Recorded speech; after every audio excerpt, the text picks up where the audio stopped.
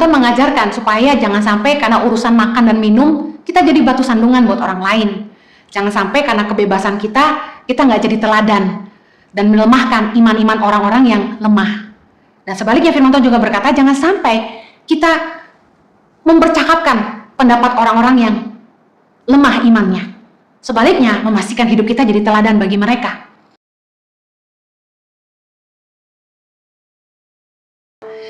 Bapa, kami mengucap syukur untuk pemeliharaan-Mu yang luar biasa dalam hidup kami.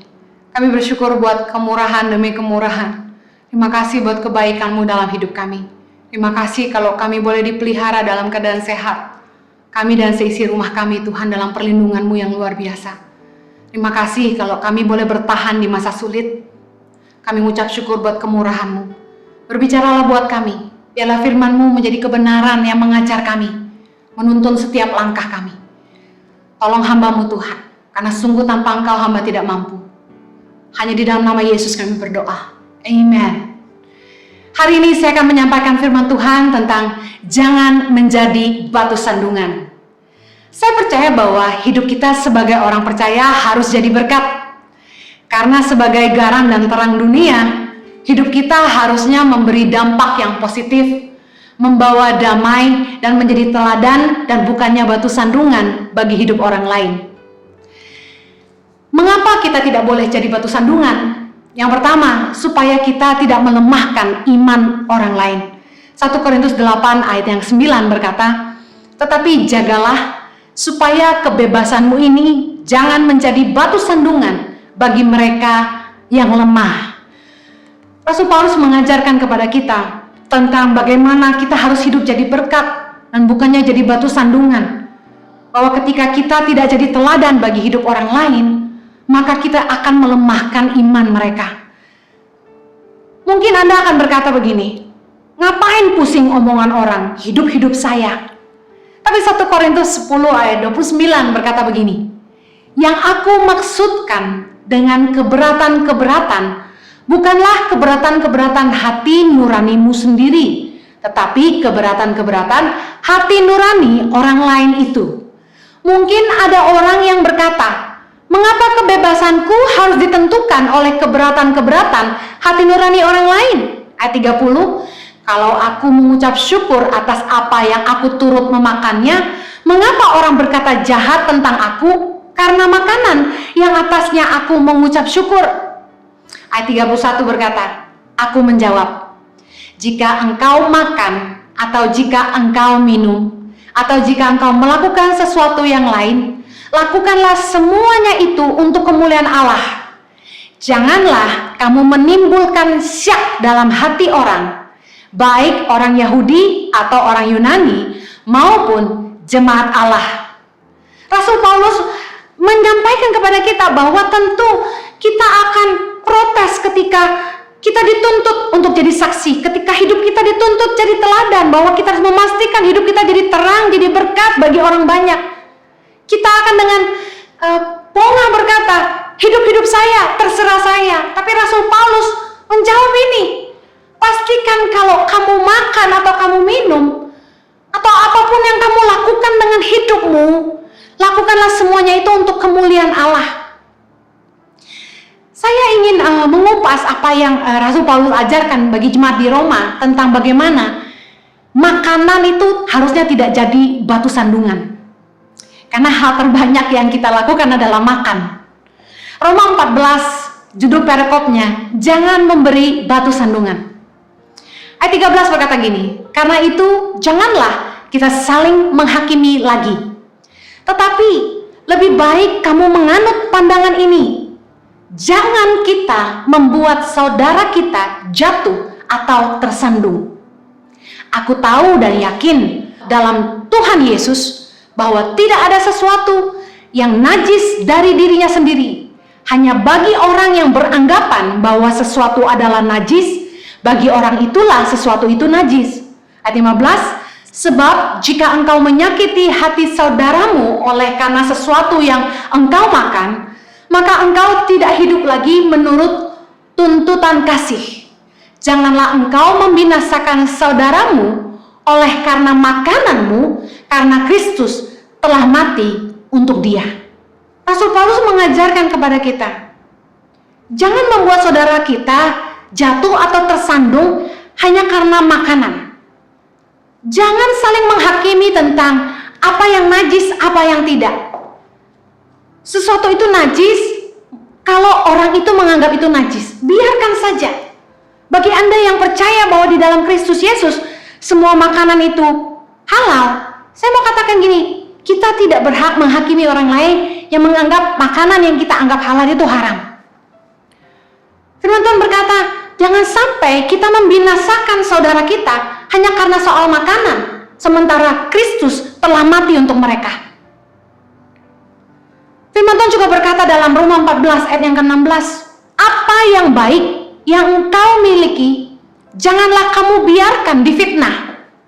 Sebab kerajaan Allah bukanlah soal makanan dan minuman, tetapi soal kebenaran, damai sejahtera, dan sukacita oleh Roh Kudus.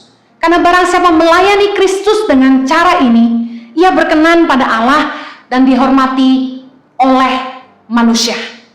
Saya percaya bahwa firman Tuhan mengajar kita bahwa kita harus menjaga diri kita supaya tidak timbul asumsi yang membuat orang meragukan kemurnian kita. Dikatakan firman Tuhan, apa yang baik yang kamu miliki, jangan biarkan itu difitnah. Nah, masalahnya gini, kalau kita melakukan sesuatu yang baik,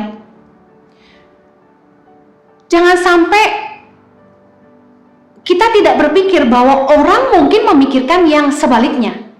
Kita harus mengupayakan bahwa kejujuran kita itu nampak di depan orang. Contoh, saya memesan beberapa merchandise Tangan Pengharapan, entah kaos Positif by YTP atau batik Tangan Pengharapan. Dan ketika saya memesan, staf mengantar memberikannya kepada saya, mereka tentu tidak tahu apakah saya akan membayar atau tidak. Tapi ketika saya transfer ke yayasan, saya sebenarnya sebagai pemimpin tidak wajib memberikan bukti transfer itu kepada staf saya, karena saya pemimpin. Tetapi untuk menjaga supaya jangan sampai staf saya berasumsi bahwa saya ambil merchandise tanpa membayar, saya melaporkan pembayaran saya itu kepada staf saya. Bukan hanya kepada satu, tapi kepada beberapa staf yang saya pastikan mereka tahu apa yang saya ambil, saya bayar. Mungkin ada orang yang berpikir, loh, saya tidak perlu melapor sama kamu, kenapa saya harus melapor sama kamu? Tapi dengan baik, yang namanya manusia itu selalu punya asumsi. Dan kalau kita tidak mau sampai kemurnian kita diragukan orang lain, kita harus memastikan kita menjaga diri kita sedemikian rupa sehingga apa yang kita lakukan itu nampak di depan orang, bahwa kita tidak mencuri, kita tidak menipu. Jangan sampai hal-hal yang kita anggap, loh, ini bukan urusan kamu, seperti makanan. Kalau saya boleh kasih saran, mungkin ada bagi sebagian orang, bahkan kebanyakan orang umat Kristiani itu boleh makan apa saja. Tapi bagi agama orang lain berbeda. Saya akan cenderung tidak mengupload makanan yang saya makan di sosial media di bulan puasa, supaya saya tidak jadi batu sandungan buat pemeluk agama lain yang waktu itu sedang berpuasa. Sebenarnya kita hanya perlu menjaga diri kita supaya jangan sampai tindakan kita, apalagi urusan makan minum adalah hal yang paling kecil menurut saya yang patut dipeributkan. Di rumah kami, saya buat satu aturan di mana kalau makanan habis jangan dicari. Boleh bertanya, Mbak ini masih ada nggak? Tapi kalau sudah nggak ada, jangan dicari dan nggak boleh marah. Paling pantang bertengkar urusan makanan, karena makanan adalah berkat terkecil yang Tuhan sediakan bagi kita. Makan minum itu Tuhan pelihara. Jadi jangan pernah pakai hal yang sepele seperti makanan untuk jadi batu sandungan buat orang lain, karena jiwa orang itu lebih penting bagi Tuhan.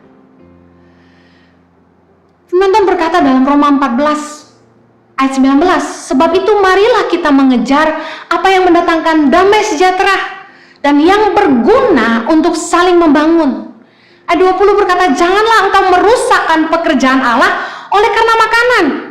Segala sesuatu adalah suci, tetapi celakalah orang jika oleh makanannya orang lain tersandung. Ayat 21, baiklah engkau jangan makan daging atau minum anggur atau sesuatu yang menjadi batu sandungan untuk saudaramu. Nah, saya ingin masuk ke poin yang paling banyak ditanya oleh orang. Apakah kita boleh minum anggur? Sebagai orang Kristen, boleh minum anggur enggak? Boleh minum wine enggak? Saya akan jawab dengan fakta kebenaran. Minum boleh, mabuk jangan. Amsal 20 ayat 1 berkata, anggur adalah pencemooh, minuman keras adalah peribut. Tidaklah bijak orang yang terhuyung-huyung karenanya. Jadi anggur tidak salah. Yang salah adalah orang yang minum kebanyakan dan menjadi mabuk karenanya. Efesus 5 ayat 18. Dan janganlah kamu mabuk oleh anggur, karena anggur menimbulkan hawa nafsu, tapi hendaklah kamu penuh dengan roh. Boleh nggak kita minum anggur? Tadi saya katakan boleh. Boleh minum, mabuk jangan. Anggur diminum untuk perayaan atau acara khusus. Contohnya pesta pernikahan.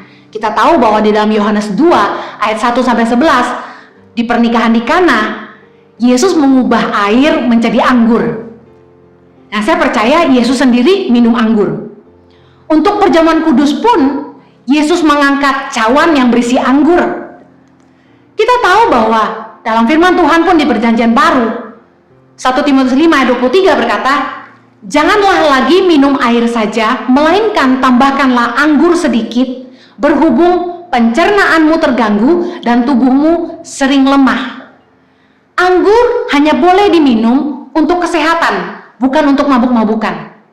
Jadi biasanya anggur dipakai untuk perayaan, yang kedua untuk perjamuan kudus, yang ketiga untuk kesehatan, khususnya bagi orang-orang yang mengalami kelemahan tubuh dan juga gangguan pencernaan. Saya pribadi malah disarankan sama dokter untuk minum sedikit anggur, karena saya punya masalah dengan pencernaan saya, sering kembung. Dan juga untuk wanita-wanita yang baru melahirkan, biasanya dimasakkan yang namanya ayam arak. Karena anggur memulihkan kelemahan tubuh. Di beberapa negara asing, anggur merupakan sesuatu yang biasa diminum. Biasanya mereka akan minum red wine untuk teman steak, daging-daging merah, dan mereka akan minum white wine untuk seafood, ikan-ikan, dan sebagainya.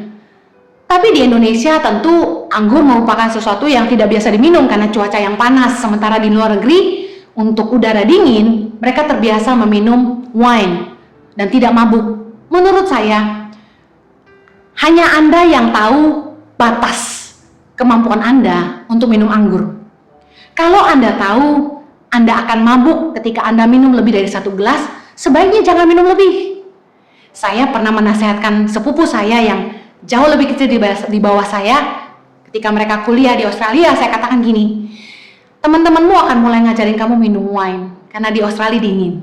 Tapi dengar baik, kalau kamu cerdas, kamu tidak mabuk. Jadi kalau orang cerdas, tidak mabuk-mabukan. Sekali lagi, mengapa kita tidak boleh jadi batu sandungan?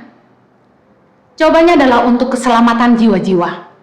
1 Korintus 10 ayat 33 berkata gini, sama seperti aku juga berusaha menyenangkan hati semua orang dalam segala hal, bukan untuk kepentingan diriku, tetapi untuk kepentingan orang banyak, supaya mereka beroleh selamat. Ayat ini bukannya maksudnya Rasul Paulus berusaha menyenangkan hati manusia, mencoba berkenan kepada manusia, tapi Rasul Paulus menjaga supaya dia tidak jadi batu sandungan buat orang lain. Banyak hamba Tuhan yang berkata, terserah, uang-uang saya, hidup-hidup saya, gereja-gereja saya, kamu mau apa? Tapi ternyata Rasul Paulus berkata begini, bahwa sebagai hamba Tuhan, kita punya tanggung jawab melayani kepentingan orang banyak. Untuk membawa jiwa-jiwa bagi kerajaan sorga, kita harus menjaga diri kita, memastikan bahwa apapun yang kita lakukan, jangan sampai kita jadi batu sandungan.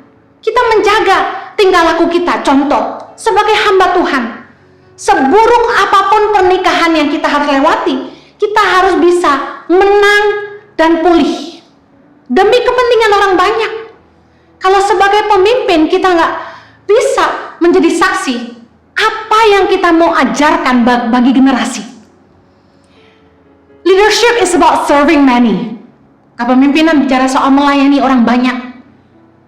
Markus 10 ayat 45. Karena anak manusia juga datang bukan untuk dilayani, melainkan untuk melayani dan untuk memberikan nyawanya bagi tebusan bagi banyak orang. Yesus mengajarkan bahwa dirinya datang bukan untuk dilayani, melainkan untuk melayani.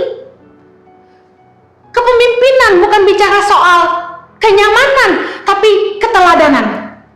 Bagaimana sebagai pemimpin kita harus melayani kepentingan orang banyak, bahwa setiap keputusan hidup kita akan mempengaruhi hidup banyak orang, bahwa tindak tanduk kita, perilaku kita, kata-kata kita akan ditiru, didengar, dan akan berdampak buat hidup banyak orang. Sebagai pemimpin bukan lagi tentang kepentingan kita, tetapi tentang apa yang terbaik untuk kepentingan orang banyak. Yesus memberikan teladan bahwa untuk mengikut Kristus kita harus belajar menyangkal diri, memikul salib kita, dan mengikut Dia. Sebagai orang percaya, sebagai orang Kristen, kita harus mengerti bahwa arti kekristenan adalah kemiripan dengan Kristus, Christ-likeness. Kata Kristen itu berasal dari bahasa aslinya Christos, yang artinya the image of Christ. Menjadi seorang percaya, menjadi seorang pengikut Kristus, kita dituntut untuk menjadi teladan bagi orang banyak. Memastikan bahwa kita hidup seperti Yesus. Memastikan bahwa kita menghidupi kebenaran. Menyangkal diri kita dan memikul salib kita. Pekerjaan kerajaan sorga itu bukan tentang kepentingan kita, tapi kepentingan orang banyak. 1 Korintus 10 ayat 23 berkata, segala sesuatu diperbolehkan, benar, tapi bukan segala sesuatu berguna. Segala sesuatu diperbolehkan, benar, tetapi bukan segala sesuatu membangun. Jangan seorang pun yang mencari keuntungannya sendiri, tetapi hendaklah tiap-tiap orang mencari keuntungan orang lain. Intinya bukannya boleh atau tidak, tapi kita harus memastikan apapun yang kita lakukan tidak boleh jadi batu sandungan buat orang lain, apalagi sampai melemahkan orang lain. 1 Korintus 8 ayat 8 bilang begini, makanan tidak membawa kita lebih dekat kepada Allah. Kita tidak rugi apa-apa kalau kita tidak makan, dan kita tidak untung apa-apa kalau kita makan. Ayat 9 berkata, tetapi jagalah supaya kebebasanmu ini jangan menjadi batu sandungan bagi mereka yang lemah. Saya ingin share dengan teman-teman yang menghidupi paradigma baru.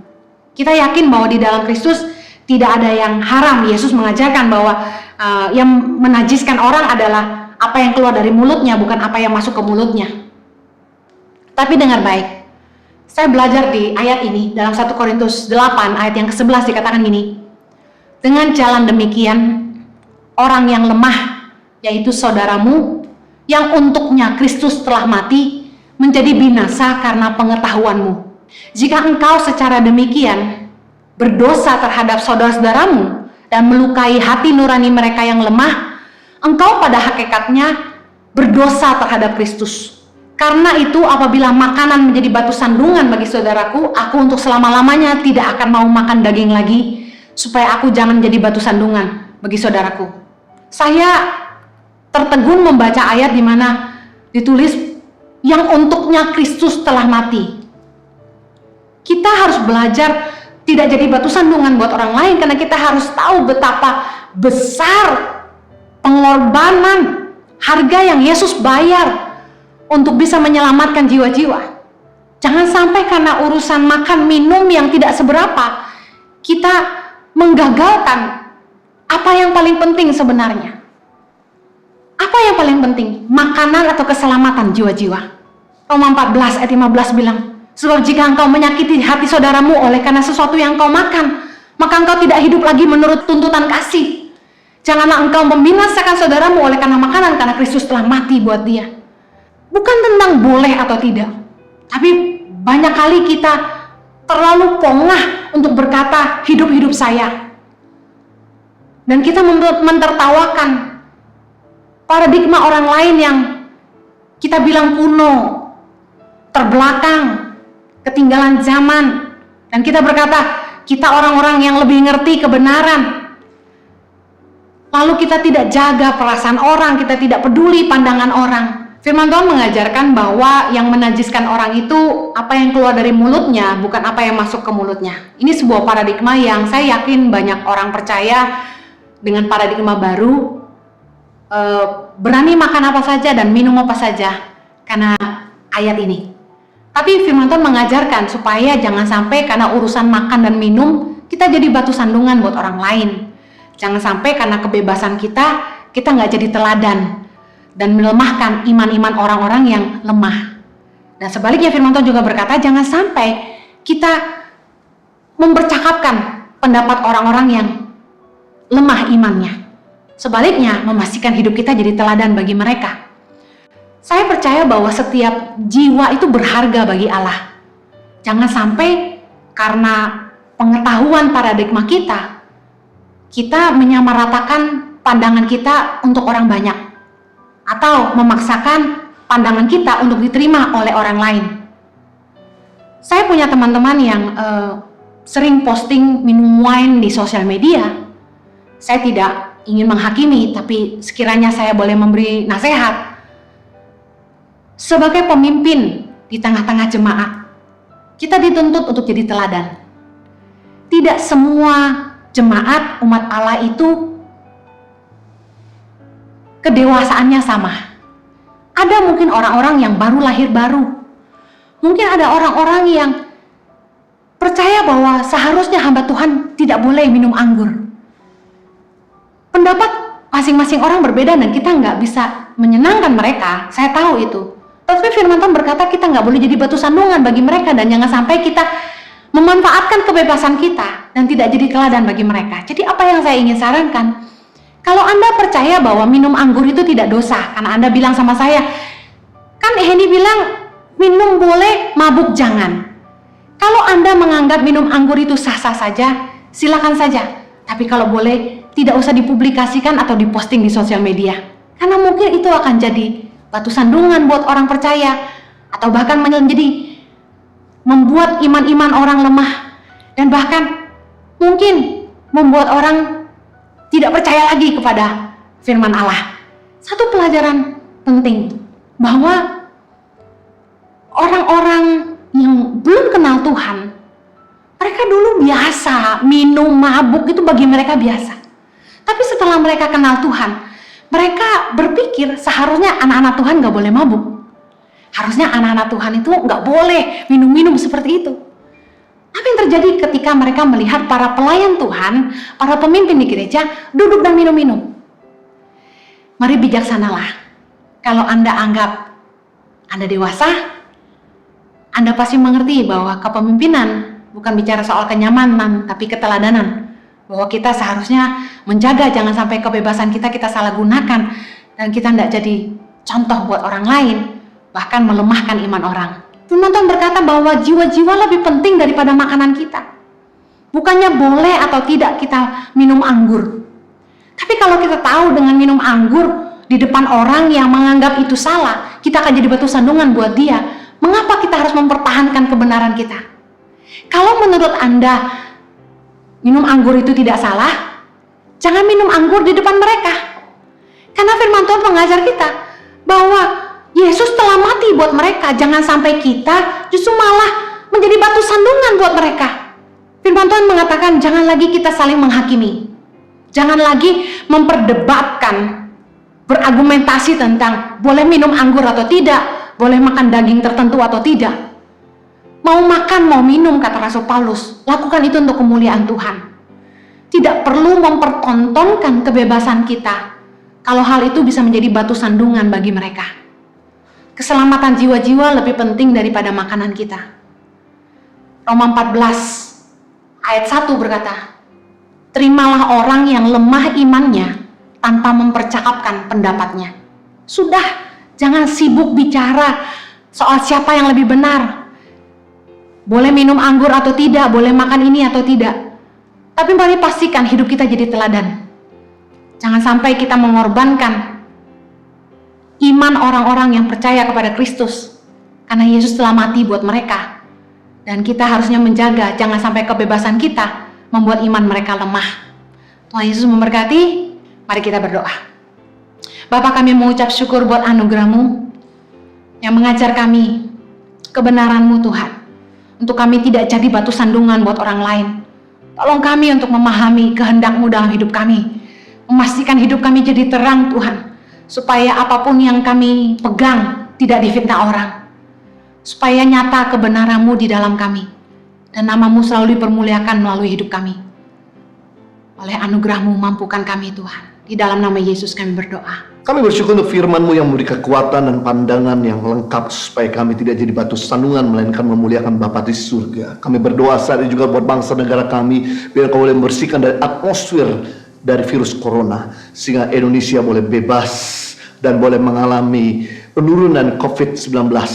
Kami juga berdoa buat pemimpin bangsa kami diberikan hikmat dan mengelola negara ini boleh bahu-membahu antara jajaran paling tinggi hingga paling bawah, sehingga akhirnya penurunan COVID-19 semakin nyata. Kami juga berdoa buat garda depan yang sudah bekerja giat, tim medis kami, biar Tuhan melindungi dari penurunan COVID-19, serta mereka diberikan sukacita dalam melayani setiap para pasien.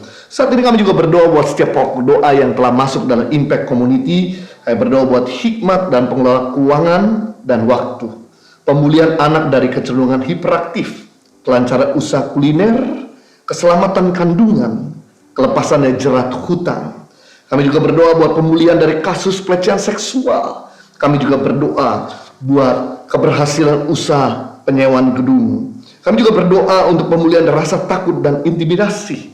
Kami juga berdoa buat kelancaran pernikahan. Setiap doa-doa yang dinaikkan saat ini kami bawa kepada Tuhan. Engkau sanggup melakukan yang jauh lebih besar daripada apa yang kami bisa kerjakan dan pikirkan. Biar Engkau boleh menolong setiap mereka yang membutuhkan, karena karya-Mu ada karya-karya yang gak pernah terpikirkan oleh jalan pikiran manusia. Saat ini juga kami berdoa buat setiap donatur dan partner yang telah kontribusi dalam pelayanan Impact Community dan Yayasan Pengharapan. Setiap benih yang mereka tabur, Tuhan lipat gandakan, sehingga rumah tangga mereka makin harmonis, bisnis mereka makin berkembang, karir mereka makin meningkat, kesehatan mereka makin prima, bahkan talenta mereka semakin berkembang. Di dalam nama Yesus, mari kita angkat dua tangan kita dan kita terima berkat daripada Tuhan. Kiranya Tuhan memberkati kau berlimpah-limpah, memperluas darahmu ke kanan ke kiri, dan mengangkat karirmu tinggi-tinggi. Kira Tuhan melindungi kau dari segala malapetaka dan sakit penyakit, dan kira berkat yang ada di bawah bumi, muka bumi, bahkan di atas bumi ini tercurah melimpah-limpah dalam hidupmu, sehingga hidupmu bukan sekedar diberkati tapi jadi berkat buat banyak orang. Hamba materaikan dengan firman kasih karuniamu di dalam nama Tuhan Yesus Kristus. Kita semua sudah diberkati, sama-sama katakan amin. Puji Tuhan, Anda telah menyaksikan ibadah online Impact Community pada hari Minggu ini. Mari bergabung dalam ibadah Impact Community Sabtu depan, tanggal 1 Agustus jam 6 sore waktu Indonesia bagian Barat, dan hari Minggu depan tanggal 2 Agustus jam 10 pagi waktu Indonesia bagian Barat. Praise and Worship akan dilayani oleh Frankie Kuncoro. Dalam hal ini kami ingin memberikan praise report, doa-doa yang telah dijawab oleh Tuhan. Yang pertama, kesempatan untuk kembali bekerja. Yang kedua, kelulusan penerima studi dengan beasiswa. Yang ketiga, kekuatan menjalani hidup setelah mengalami frustasi. Yang keempat, kesembuhan dari gangguan makan. Puji Tuhan, Tuhan kita adalah Tuhan yang suka menjawab doa orang percaya. Bagi Bapak Ibu yang telah mendapatkan jawaban doa, jangan sungkan-sungkan untuk menghubungi kami. Dan kesaksian Bapak Ibu akan memberikan kekuatan buat mereka yang menyaksikannya. Dalam kesempatan ini kami ingin memberikan laporan donasi yang kita telah salurkan selama 22 minggu ini. APD sejumlah 3.342, makanan siap saji sejumlah 4.775, sembako sejumlah 13.029, dana tunai sejumlah 882, konsultasi doa dan konseling kita telah melayani 4.261 orang. Total masker yang kita telah salurkan sejumlah 31.986. Setulus hati ucapkan banyak terima kasih atas support dan dukungan Bapak Ibu. Dan support dan dukungan Bapak Ibu, kita boleh membantu mereka yang membutuhkannya. Bagi Bapak Ibu yang ingin memberikan donasi dan persembahan bagi Impact Community ataupun Yayasan Pengharapan, Anda bisa menyalurkan donasi dan persembahan Bapak Ibu pada nomor rekening yang ada di layar kaca. Setulus hati mengucapkan sekali lagi terima kasih atas support dan dukungan Bapak Ibu. Saya berdoa biar setiap benih Anda tabur, Tuhan lipat gandakan kembali kepada kita.